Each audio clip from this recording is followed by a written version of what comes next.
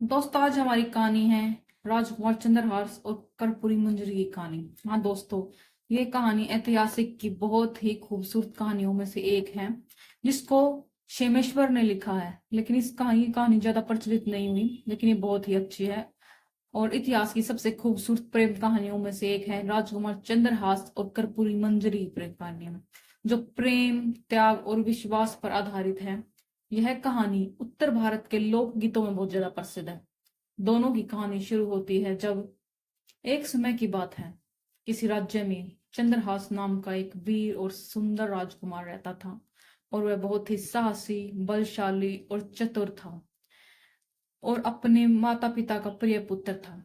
वहीं दूसरी ओर कर्पूरी मंजरी बिल्कुल अलग सुंदर कन्या थी, जो बहुत ही साधारण परिवार से थी और बहुत ही साधारण उसका पहनावा था। और कर्पूरी मंजरी की सुंदरता की बुद्धिमानी और सौम्यता के चर्चे पूरे राज्य में प्रचलित थे। एक बार राजकुमार चंद्रहास जंगल से गुजर रहे थे। वहां कर्पूरी मंजरी लकड़ियां इकट्ठा कर रही थी। राजकुमार को बहुत तेज पानी की प्यास लगी थी, लेकिन आसपास उन्हें कोई सोर्स दिखाई नहीं दे रहा था।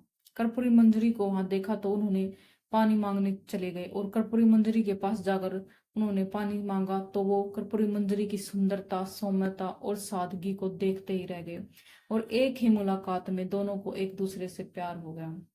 कर्पूरी मंजरी और राजकुमार चंद्रहास दोनों ही जानते थे कि उनके प्रेम का कोई नहीं समझेगा। फिर भी उन दोनों ने एक दूसरे का साथ नहीं छोड़ा। उनके प्रेम के बीच सामाजिक भेदभाव और राजसी मान्यताएं आई थी। चंद्रहास का परिवार, विशेषकर उसके माता पिता, कर्पूरी मंजरी के साथ रिश्ते से बिल्कुल भी खुश नहीं थे, क्योंकि कर्पूरी मंजरी एक साधारण परिवार से थी और वो साधारण परिवार के रिश्ते के साथ और वो चंद्रहास का विवाह किसी राजकुमारी से करना चाहते थे, ना कि किसी साधारण परिवार की लड़की से।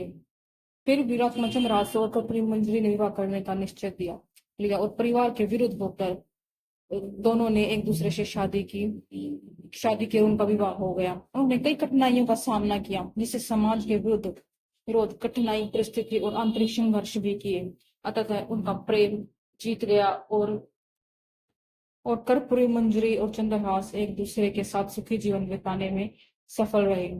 जी हाँ, ये कहानी हमें सिखाती है कि अगर प्यार सच्चा हो तो हम बड़ी से बड़ी कठिनाइयों से भी लड़ सकते हैं। ये कहानी प्रेम और ताकत और उन संघर्षों की प्रतीक है जो सच्चे प्रेम को पाने के लिए कोई भी तकलीफ, कठिनाई झेल सकती है। तो आज की कहानी आपको कैसी लगी, कमेंट में जरूर बताएं और मेरे चैनल को सब्सक्राइब करना ना भूलें। धन्यवाद।